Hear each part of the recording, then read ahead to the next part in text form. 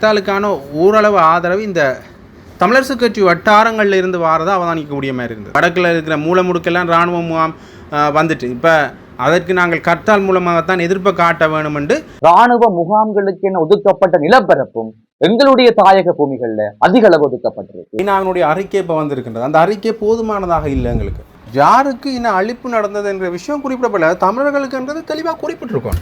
70,000 பேருக்கு இப்போ சாப்பாடு அனுப்பினோம். ஆனால் 4 லட்சம் பேருக்கிட்ட அங்கே இருந்தார்கள். அப்போ பட்டினியாலேயே அது அதிக பேர் சேர்த்திருக்கின்றார்.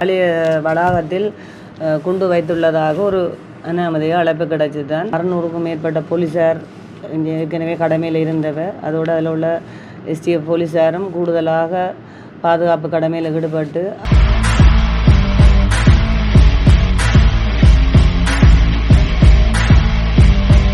ஜெகனாபடியன் சொந்தங்களுக்கு வணக்கம். இந்த காணொலியில் பல விஷயங்கள் தொடர்பாக அலசி ஆராயப்படும். அதில் குறிப்பாக இந்த கர்த்தால் சம்பந்தமான விடயம் இப்போ பேசுபொருளாக இருக்கின்ற இந்த சூழ்நிலையில் இது வெறுமனே தமிழரசு கட்சியினுடைய முடிவு, இதற்கு நாங்கள் ஆதரவு தெரிவிக்க மாட்டோம் என்று ஒரு சிலர் தங்களுடைய கருத்துக்களை கூறி வருகின்றார்கள். அது மட்டும் இல்லாமல் இது தமிழரசு கட்சி மற்றும் சுமந்திரனுடைய தனிச்சான நிலைப்பாட்டின் அடிப்படையில் எடுக்கப்பட்டது என்று ஒரு சிலர் தங்களுடைய கருத்துக்களையும் மற்றும் இதில் இளைஞர் தரப்பிலையும் தவறு இருக்கின்றது. ஆகவே இதற்கு கர்த்தால் செய்வதன் மூலமாக கர்த்தாலுடைய சில விடயங்கள் புனிதங்கள் கெடுக்கப்படும் என்கின்ற பொருள்பட இன்னொருவரும் தங்களுடைய கருத்துக்களை கூறிய வண்ணமே இருக்கின்ற இந்த சூழ்நிலையில் அண்மையில் வவுனியா வர்த்தகர் சங்கம் கர்த்தாலுக்கு தாங்கள் ஆதரவில்லை என்ற நிலைப்பாட்டை தெரிவித்திருக்கின்றார். அதில் முன்னாள் வடக்கு மாநசபை உறுப்பினர் மயூரன் அவர்கள் அதற்கான நிலைப்பாட்டிலேருந்து கொஞ்சம் விலகி மீள் பரிசீலனை செய்யணும் என்ற விஷயத்தையும் சொல்லியிருந்தார். அதுலேருந்து கர்த்தாலுக்கான ஓரளவு ஆதரவு இந்த தமிழரசு கட்சி வட்டாரங்களில் இருந்து வாரதாக அவதானிக்கக்கூடிய மாதிரி இருந்தது. அதற்கு இன்னொரு வகையில் கர்த்தாலுக்கு முழுமையான ஆதரவினை பிரதேச சபை தலைவர்கள் தெரிவித்திருக்கின்றார்கள் என்ற தகவல் வந்திருக்கு.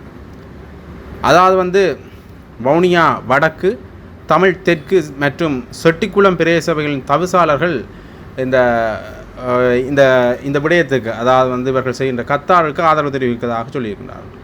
வடகிழக்கில் அதிகரித்துள்ள இராணுவ பிரசன்னம் மற்றது முல்லைத்தீவு முத்தேன்கட்டில் இடம்பெற்ற சம்பவங்களுக்கு எதிர்ப்பு தெரிவித்து திங்கட்கிழமை நடைபெறுற கர்த்தாலில் தாங்கள் ஆதரவு தெரிவிக்கிறோம் என்று சொல்லியிருக்கிறார்கள். குறித்த கர்த்தாலுக்கு தமது பூரண ஆதரவை வழங்குவதாக வவுனியா தெற்கு தமிழ் பிரதேச சபை என்ற தவிசாளர் பாலேந்திரன், செட்டிக்குளம் பிரதேச சபை என்ற தவிசாளர் தாஜுதீன் முகமது இத்தியாஸ், வவுனியா வடக்கு பிரதேச சபை என்ற தவிசாளர் கிருஷ்ணவேணி ஆகியோர் தங்களோட முழுமையான ஆதரவை தெரிவிக்கின்றோம் என்று சொல்லியிருக்கின்றார்கள். அது மட்டும் இல்லாமல் வடக்கில் இருக்கிற மூலமுடுக்கெல்லாம் இராணுவ முகாம் வந்துட்டு இப்போ அதற்கு நாங்கள் கர்த்தால் மூலமாகத்தான் எதிர்ப்பை காட்ட வேணும் என்று மாநகர முதல்வர் வவுனியாவுடைய மாநகர முதல்வரும் சொல்லியிருக்கின்றார். இந்த வடகிழக்கு தழுவிய அந்த எங்களுடைய இந்த கர்த்தால் என்பது இதுக்கு நாங்கள் எங்களுடைய ஆதரவினை தெரிவிக்கின்றோம் எந்த அடிப்படையில் என்று சொன்னால், நாங்கள் வடகிழக்கை பொண்ணுங்களோடு எங்களுடைய மக்களுக்கு நன்றாக தெரியும். வடகிழக்கில் இராணுவத்தினுடைய பிரசன்னம் என்பது ஏனைய 7 மாகாணங்களையும் விட எங்கட மாகாணத்துல இராணுவத்தினுடைய பிரசன்னம் அதிகமாக இருக்கிறது. அது அனைவரும் ஏற்றுக்கொள்ள வேண்டும். இராணுவ முகாம்களுக்கு என ஒதுக்கப்பட்ட நிலப்பரப்பும் எங்களுடைய தாயக பூமிகள்ல அதிக அளவு ஒதுக்கப்பட்டிருக்கு. நான் ஒரு மாநகர முதல்வராக நான் கேட்டுக்கொள்வது என்னன்னு சொன்னா, எங்களுடைய மாநகர மக்கள்கிட்ட இந்த 2 மாகாணங்கள்லையும் இருக்கிற இராணுவத்தை ஏனைய 7 மாகாணங்களுக்கும் எடுத்து சமனாக பங்கிட்டு 9 மாகாணங்கள்லையும் இராணுவத்தினுடைய எண்ணிக்கை சம அளவில் பங்கிடப்படுறதோட 9 மாகாணங்கள்லையும் இராணுவத்துக்கென ஒதுக்கப்படுகின்ற, அதாவது முப்படைகளுக்கு ஒதுக்கப்படுகின்ற இந்த காணிகளுடைய அளவு சமனாக இருக்கணும். மேல் மாகாணத்துல இராணுவத்தினுடைய பிரசன்னம் இல்லை, இராணுவ முகாம்கள் இல்லை என்ற ஒரு அடிப்படையை நாங்கள் எடுத்துக்கொள்ளலாம். எப்படி என்றா, எங்கள்கிட்ட இருக்கிற பெர்சன்டேஜையும் அங்கே இருக்கிற பெர்சன்டேஜையும் பார்த்தா ஒத்து பார்க்கல. எங்களிடம் 100 வீதம் என்றா மேல் மாகாணத்துல 10 வீதம் கூட இல்லை. அதே மாதிரி தென் மாகாணங்களாக இருக்கட்டும், சப்ரமுகம், ஊவா மாகாணம், மத்திய மாகாணம், வடமத்திய மாகாணம், மேல் மாகாணங்கள், இப்படி எல்லா மாகாணங்களுக்கும் இராணுவம் சமனாக பங்கிடப்படுறதோட, இந்த இராணுவம் சமமாக பங்கிடப்படுறதோட இராணுவ நிலங்களும் இங்கே இருந்து விடுவிக்கப்படணும். ஏன்னா எங்களுடைய மக்களினுடைய காணிகள் இருக்கணும். எங்களுடைய மக்களினுடைய காணிகள் உங்களுக்கு தெரியும், அரச காணிகளாக இருந்தா அவர்களுக்கு காணி உரிமம் கோரலாம். இன்னொரு இந்த அடுத்த அபிவிருத்தி குழு கூட்டத்தில் கதைக்க போற விடயத்தை நான் அவரது சொல்றேன். இந்த எங்களுடைய விமானப்படை முகாமுக்காக வேண்டி 8 ஏக்கர் காணி சுவீகரிக்கப்பட இருக்குது. அந்த சுவீகரிக்கிற அந்த நடவடிக்கையை நாங்கள் முற்றுமுழுதாக எதிர்க்கிறோம். ஏனென்று சொன்னா, அந்த காணி 8 சகாய மாதபுரத்துக்கு பின்னால் இருக்கிற 8 ஏக்கர் காணி என்றா இந்த வரைக்கும் சகாயமாதபுரம் இளைஞர்கள் விளையாடக்கூடிய ஒரு விளையாட்டு மைதானம் அங்க இல்லை. அதோட ரம்பக்குளம் கிராமத்துக்கான ஒரு ஒரு பொது பொது காணி இல்லை, பொது மண்டபம் கட்டுவதற்கான ஒரு பொது காணி இல்லை ரம்பக்குளம் என்ற கிராமத்துல. அதே மாதிரி எங்களுடைய மயானம், எங்களுடைய கிறிஸ்தவ மயானமாக இருக்கட்டும், இந்து மயானமாக இருக்கட்டும், அல்லது அதில் இருக்க மையவாடியாக இருக்கட்டும், மூன்றுக்கு உரிய நிலங்கள் இந்த வரைக்கும் போதுமானதாக இல்லை.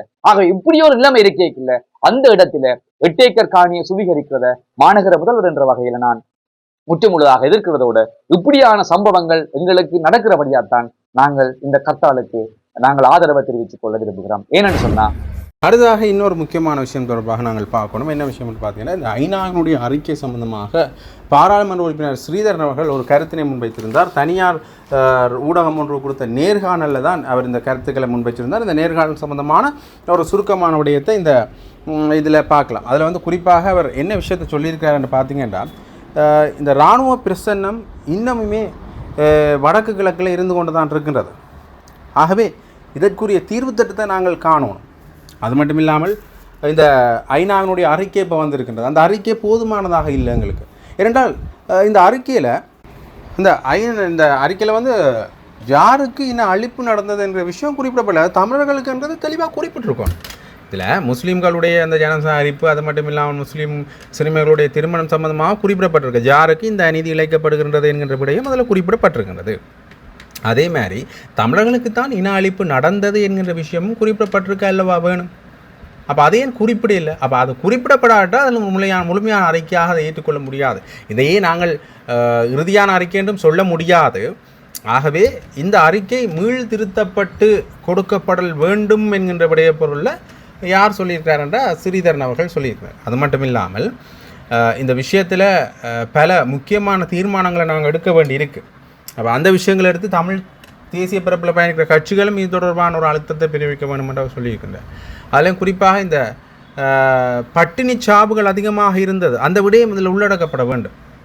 ஏன்னா 70,000 பேருக்கு இப்போ சாப்பாடு அனுப்பினோம், ஆனால் 4 லட்சம் பேருக்கிட்ட அங்கே இருந்தார்கள். அப்போ பட்டினியாலேயே அது அதிக பேர் சேர்த்திருக்கின்றார்கள். இந்த அநீதிக்கான பதிலை யார் சொல்கிறது? ஆகவே இதற்கான பதிலையும் வழங்கோடும் அந்த அறிக்கையில் உள்ளடக்கப்பட வேண்டும் என்ற விஷயத்தை ஸ்ரீதரன் அவர் சொல்கிறார். இதற்காக அவர் அறிக்கையை முழுமையாக எதிர்க்கிறேன் என்ற விடயத்தை சொல்லலை. இந்த அறிக்கை இறுதியான அறிக்கையாக ஏற்றுக்கொள்ள முடியாது. அது மட்டும் இல்லாமல் இந்த அறிக்கையில் உள்ளடக்கப்பட வேண்டிய நிறைய விஷயங்கள் இருக்கு என்றும் அவர் சொல்லியிருக்கிறார். அது மட்டும் இல்லாமல் இதில் அந்த நெறியாளர் கேட்கின்ற பொழுது அந்த அறிக்கையிலேயே கிட்டத்தட்ட இந்த சுயாதீன நீதித்துறை மூலமான தீர்வு என்கின்ற விடயம் குறிப்பிடப்பட்டிருக்கின்றது அல்லவா. ஆகவே இப்போ ஐநாவிலையும் மீண்டும் இந்த சுயாதீன நீதித்துறை என்ற விடயத்தை வைத்து பார்க்கின்ற பொழுது உள்ளக பொறிமுறையூடான தீர்வைத்தான் அவர்களும் சொல்கின்றார்களோ என்கின்ற கேள்வி எழுகின்றது என்கின்ற விஷயத்தில் அவர் சொல்லியிருந்தார். அப்போ உள்ளக பொறிமுறையூடான தீர்வு என்கின்ற பொழுது அதை திருப்பியும் இந்த அரசாங்கத்துக்குள்ளே இருக்கிற நிலைப்பாடு தான் பெறுதா என்ற கேள்வி அவர் கேட்ட பொழுது உடனடியாக ஸ்ரீதரன் சொல்லியிருந்தார், இல்லை, இந்த உள்ளக பொறிமுறை என்ற விடயத்தை நாங்கள் முற்றாக நிராகரிக்கின்றோம். காரணம் என்ன பார்த்தீங்கன்னா, இந்த போர் முடிஞ்சா பிறகு நல்லிணக்கம் சபை கொண்டுவரப்பட்டது, அதால் எந்த பிரயோசனமும் இல்லை. உண்மையிலே கண்டறிவதற்கான சபை என்கின்ற ஒரு சபை கொண்டுவரப்பட்டு அதாலையும் பிரயோசனம் இல்லை. OMP அலுவலகம் காணாமலாக்கப்பட்ட அலுவலகத்தாலையும் எந்த ஒரு பிரயோசனம் இல்லை. ஆகவே உள்ளக பொறிமுறை சார்ந்து இவர்கள் செஞ்ச பல விடயங்களில் எங்களுக்கு நம்பிக்கை இல்லை என்கின்ற விஷயத்தை தான் ஸ்ரீதரன் அந்த காணொலியில் சொல்லியிருந்தார். ஆகவே மீண்டும் இந்த செம்மணி மனித புதைகுழி சம்பந்தமான விடயங்கள் அதில் மிகவும் அழுத்தமாக உள்ளடக்கப்பட வேண்டும். போர்க்குற்றம் இங்கே தமிழர்களுக்குத்தான் நடந்தது. குறிப்பாக அவர் சொல்கிற விஷயம் என்னென்னா, தமிழர்களுக்குத்தான் போர்க்குற்றம் நடந்ததுன்ற விடயமே அதில் உள்ளடக்கப்பட இல்லை. ஆகவே முன்னைய காலகட்டத்தில் ஜஸ்மின் சூக்கா அவர்கள் இங்கே வந்திருந்த பொழுது கூட இது சம்பந்தமான விடயங்கள் மேற்கொள்ளப்பட்டிருந்த பொழுது கூட 70,000 பேர் காணாமலாக்கப்பட்டு கொலை செய்யப்பட்டார்கள் என்ற விஷயத்தை சொல்கிறீனம் அவையில் சொல்லினோம் அந்த விஷயத்தை. அது மட்டும் இல்லாமல் 40,000 பேரில் அவர்கள் கரிசனை கொண்டார்கள் என்ற விடயத்தையும் அவர்கள் சொல்கின்றார்கள். ஆகவே இந்த விஷயத்தில் முன்னைய ஐநா அமர்வுகளையும் கூட ஒரு சரியான முடிவு எட்டப்படையில்லை. இனி வருங்காலங்களிலேயாவது இந்த சரியான முடிவு எட்டப்படணும். அதில் குறிப்பாக இந்த அறிக்கை திருத்தப்பட்டு ஒரு சரியான முறையில் இந்த அறிக்கை மீள் பரிசீலனை செய்யப்படணும், அல்லது அடுத்த அறிக்கை வெளியிடுகின்ற பொழுது இந்த குறிப்பிட்ட விடயங்கள் உள்ளடக்கப்பட வேண்டும். அதற்கு தமிழ் தேசிய பரப்பில் பயணிக்கிற கட்சிகள் அழுத்தம் கொடுக்க வேண்டும் என்கின்ற பொருள்பட ஸ்ரீதரன் அவர்கள் அந்த நேர்காணலில் இந்த விஷயங்களையும் சொல்லியிருந்தார் என்கிற விடயத்தை தான் நாங்கள் அந்த நேர்காணலுடைய ஒரு சுருக்கத்தை தான் நாங்கள் இதில் சொல்லியிருக்கின்றோம். வணக்கம். நல்லூர் உற்சவம் சம்பந்தமாக நல்லூர் உற்சவம் ஆரம்பிக்க முதலே ஆலயத்தின் புனிதம், மகிமை, பக்தி பூர்வம், நேர்த்தியான வழிகாட்டல் போன்ற விடயங்கள் கருதி மேற்கொள்ளும் விடயங்கள் தொடர்பில் சில மாறுபட்ட கருத்துக்கள் இருந்தாலும் அல்லது விரும்பத்தகாத வசனங்களை பயன்படுத்தி இருந்தாலும் பலரின் மனதை புண்படுத்தி இருந்தது. எனவே நல்லூர் கந்தனின் அருளால் 19 நாள் திருவிழா மிகச் சிறப்பாக இடம்பெற்றுள்ளது. எனவே இன்று காலை கூட ஓர் விசமியின் அனாமதேய அழைப்பால் ஆலய சுற்றாடலில் ஒரு பெரும் நெருக்கடி எதிர்கொள்ளப்பட்டது. இந்த நெருக்கடிகள் ஆலய மகோற்சவம் ஆரம்பிக்க முதல் மேற்கொண்ட சில பாதுகாப்பு ஏற்பாடுகள், அங்க பிரதிஷ்டை மேற்கொள்ளும் பக்தர்களின் புனிதம் பாதுகாப்பு கருதி ஆலய சூழலில் பரவும் மணலை பெறுவதிலிருந்து உற்சவம் ஆரம்பித்த நாள் முழுவதும் நாம் மிகவும் கவனமாகவும் சமய ஆசாரப்படியும் மிக அமைதியாகவும் ஆலய நிர்வாகத்தின் பூரண ஒத்துழைப்புடன் மேற்கொண்டு வருகின்றோம். இனியும் மேற்கொள்வோம். இதே நேரம் ஆலய தரிசனத்துக்கு வரும் பக்தர்கள் பக்தி பூர்வத்தை மட்டும் பேணுவதோடு இனிவரும் நாட்களில் லட்சக்கணக்கான பக்தர்கள் கூடும் திருவிழாக்கள் என்பதால் அடியவர்கள் தங்க ஆபரணங்களை அணிந்து வருவதை தவிர்த்து உங்கள் உடைமைகள் மற்றும் பாதுகாப்பில் நீங்களே பொறுப்பு கூடியவர்களாக இருக்க வேண்டும் என்று கேட்டுக்கொண்டு இந்த எங்களுடைய நல்லூர் திருவிழா தொடங்கி இந்த இப்போ 19 நாள் ஒரு சிறப்பாக இந்த திருவிழா நடைபெற்று கொண்டு வர்ற இந்த நேரத்திலே இந்த சில நெருக்கடிகள், நான் ஏற்கனவே சொன்னது போல் சில நெருக்கடிகள் இருந்தும் எங்களால் முடிந்தளவு நாங்கள் இந்த திருவிழாவை வெகு சிறப்பாக நாங்கள் செய்து வருகின்றோம். அதோடு இந்த ஆலய சுற்றாடலில் இந்த பரபர மண் கூட எங்களுக்கு ஒரு பாரிய தடையல் ஏற்பட்டிருந்தது.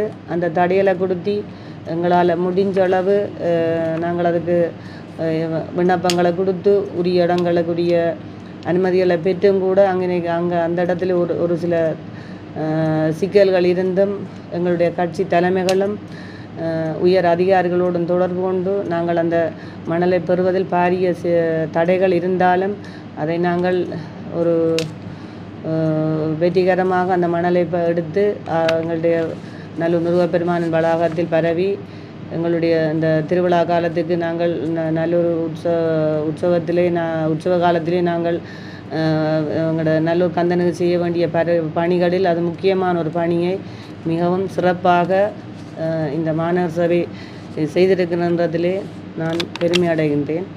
அதோடு இந்த வீதி தடைகள் அது சம்பந்தமான போன்ற பல்வேறுபட்ட சிக்கல்கள் மத்தியிலும் இந்த வீதி தடைகள் போடப்பட்டதென்ற நோக்கம் பொதுமக்களின் பாதுகாப்பு மற்றது இது சம்பந்தமாக ஏற்கனவே உங்களுக்கும் தெரியும் எல்லோருக்கும். இந்த வீதி தடைகள் போட வேண்டி ஏற்பட்ட காரணமே நாங்கள் ஏற்கனவே இது இந்த ஈஸ்டர் குண்டு தாக்குதலோடு சில கடந்த காலத்திலே இந்த ஈஸ்டர் குண்டு தாக்குதல் போடப்பட்ட காலத்தில் இருந்தே அந்த ஆவணி நல்லூர் திருவிழா காலத்திலே நாங்கள் இந்த வீதி தடைகளை நாங்களும் எங்களுடைய நல்லூரின் பாதுகாப்பு கருதி செய்திருந்தோம். இது புதிதாக இந்த வீதி தடை போடப்படவில்லை, அந்த காலத்தில் இருந்தே போடப்பட்டிருக்கிறது. அதன் பிற்பாடும் எங்களோட கொரோனா நோய் தொற்று காலத்தில் இருந்து இது தொடர்ந்து வருகின்றது. இது சம்பந்தமாக ஒரு சில விமர்சனங்களும் வந்து கொண்டிருக்கின்றது. இந்த விமர்சனம் வீதி தடை நாங்கள் ஒரு விஷமத்தனமாக மாநகர சபை செய்யவில்லை.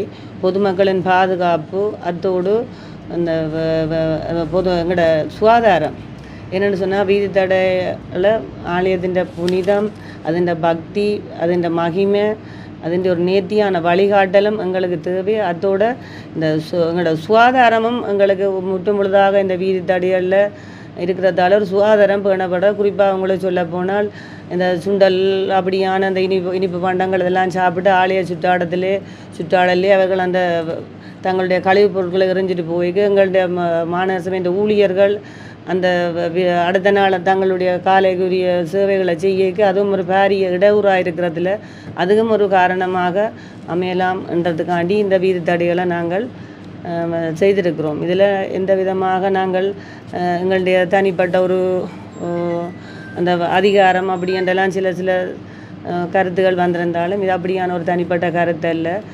முழுதாக பொதுமக்களின் பாதுகாப்பும் சுகாதாரம் கருதியே இப்படியான சேவைகள் நடைபெற்றிருக்கின்றன.